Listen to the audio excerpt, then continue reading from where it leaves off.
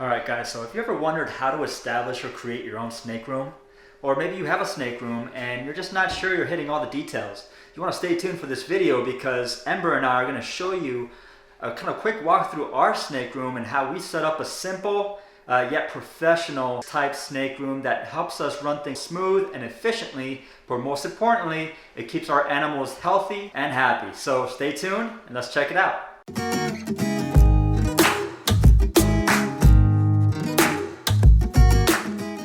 So if you want to establish a snake room, you definitely have to make sure your husbandry is right for your animals to be healthy and grow strong and happy. So, Emmy, do you know what the ambient temperature should be for your snake room? About 77 to 80. That's a really comfortable place for them. Oh, that's a good start. Definitely about 77 to about 81. And it doesn't have to be exact, of course. So you can see some example thermostats here. We have 83.9 with 46% humidity, and the other one reading 56% humidity. See if you can get that zoomed in. Hold on, baby. All right, 81. And this one shows the lows and highs. So lowest is going about 77 to the highest being about 81. So these thermostats are a great tool to have in your snake room so that you can monitor and record the ambient temperatures in your snake room throughout the day. You don't want to let it to get too hot. At the same time, you definitely don't want it to get too cold throughout the day or throughout the night. So another thing to think about when it comes to the ambient temperatures, the humidity, it's not always consistent inside the room. Here in South Florida, we have a pretty solid humidity level. It's staying around 40%, maybe drops to the 30s. But inside the tubs with the right substrate, which we'll get into soon, we can definitely bump those levels up to make sure it's consistent and staying nice and comfortable for the ball pythons. But some people choose to get a humidifier inside the room so that the ambient humidity inside that room stays consistent at the 55 to about 70% range, and that way they don't have to worry so much about keeping the inside of the tubs maintained with their humidity levels. Alright guys, so center stage behind me is our rack system. So if you're going to have a snake room, right, you need to make sure you kind of plan out how you're going to house your snakes, whether it's an enclosure, an aquarium type style tank system, or we have what we use here at Embers Ball Pythons. It's an ARS caging hybrid type rack system, which is phenomenal. We love this setup for our room, and we're going to talk about some options you have. But believe it or not, when we first got our first ball python, which is Bella, our pastel fancy from the store, we had her in a 40-gallon tank, glass tank, kind of like an aquarium type setup, which was great. You can kind of walk by, you see the beautiful decorations and setup that you have, and she has all this room to kind of hang out and roam. But I quickly learned that it was a lot of work to try to maintain the humidity and the temperatures, the ambient stuff. We want to make sure that they have consistency in there, and it was kind of hard to maintain. Is it possible? Of course. There's a lot of breeders out there and reptile enthusiasts and keepers that have the aquarium tank type setups for all of their snakes, and it works amazing. But again, we just found that it was a little bit more challenging for us, and when we made the decision to have more than one snake, which of course you can't just have one snake, that's not how it works.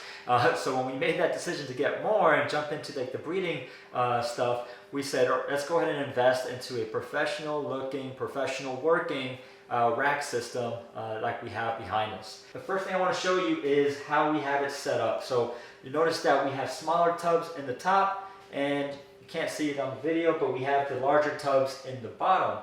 So it's actually a hybrid system where we have the 5540 model number tubs from ARS on top. We have 7 levels of that, and then we have 3 levels of the 7030 variation on the bottom, which is a lot larger of a tub that's going to hold our larger females and just our animals that are just a little bit bigger on the scale.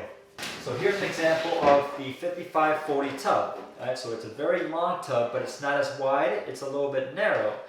So it has its own cup holder, which is that cutout that you see here. We'll use plastic cups to make sure that they have water and they're good to go. And within this tub, right, there is plenty of space for the snake to move around, to stretch out a little bit, And also, you want them to have that gradient temperature so that they can find that sweet spot for them, right? If it's too hot in the back where their hot spot is, then they can always go to the middle and find like that balance, or they can go to the front, which is going to be closer to that ambient temperature we talked about, and cool off, right? So they have plenty of space. That's where you definitely want to make sure that you have a long enough tub, right, to be able to have that gradient. I'll put this back.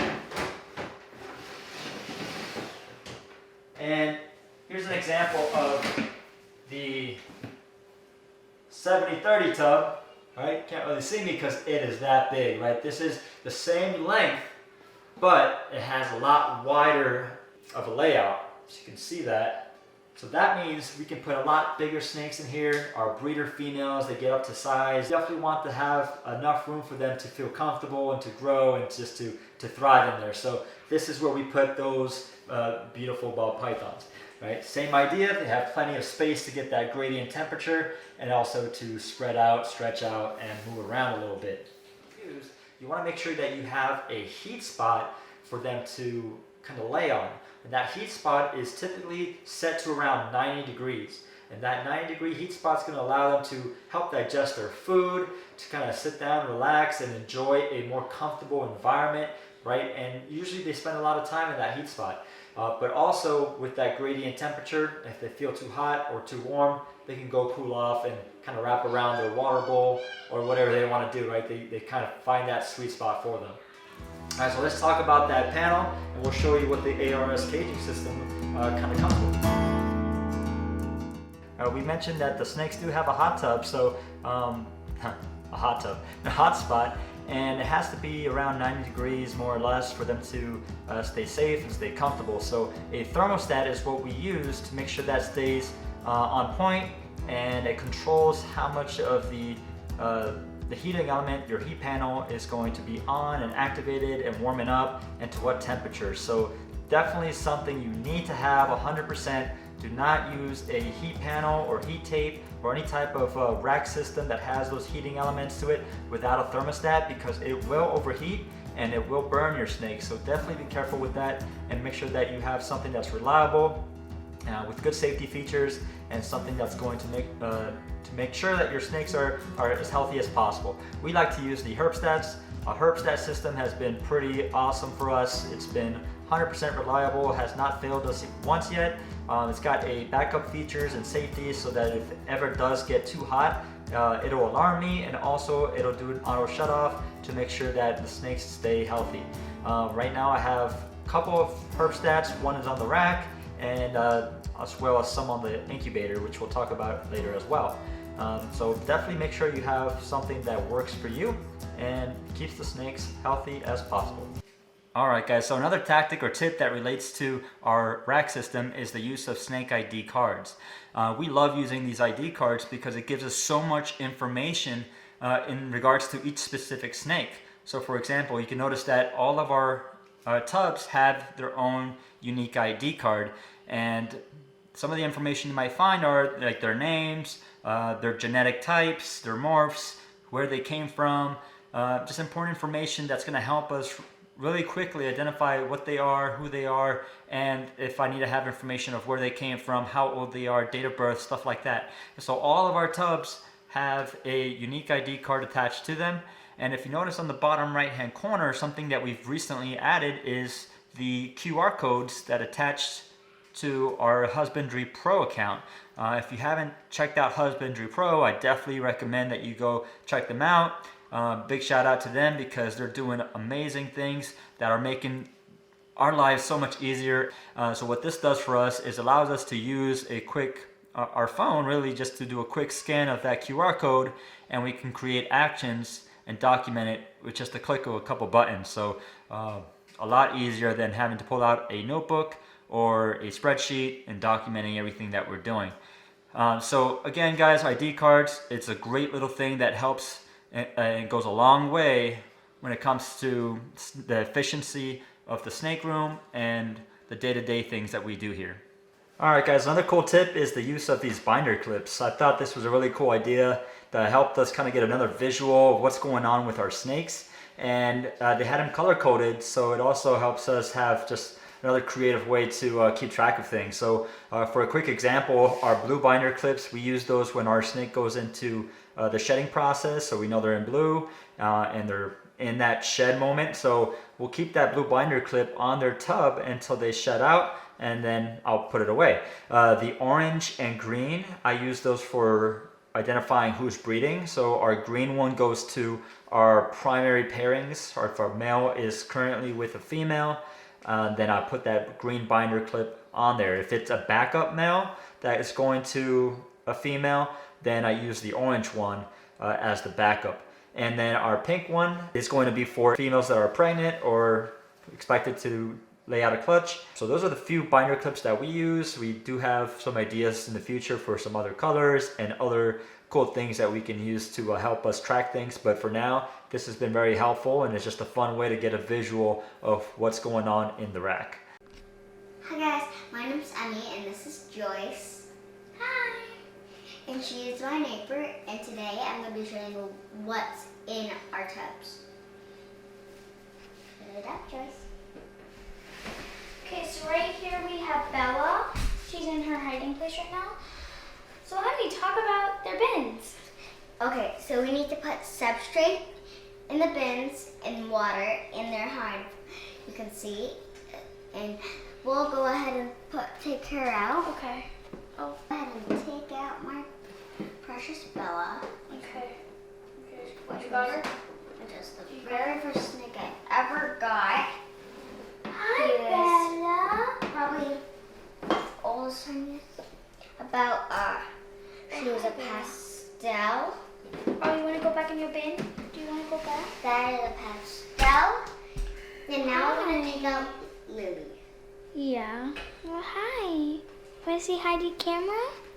Okay. Say hi to the camera. Oh. Now we're gonna move on to a different snake. Okay. So this is Lily, who the same thing. You need to put the substrate, the water, and you don't. Some snakes, the big snakes, you don't need to put the hide. And I'm just gonna go ahead and take her on out. Come on, heavy girl. Lily, come on, come on, come on, come on, baby. Yeah. So this is Lily, who is It's okay. I'm pretty sure which is. She's a leopard spot nose, Leopard spot nose. head ultra male. Jamel. That's right. And she is growing so big. Look at her. She has got really big. Beautiful. Yeah. Let's go ahead and put. You like Bella, Joyce? Yeah. She's a little shy to the camera right now, but she's doing great. Just don't get her hands in.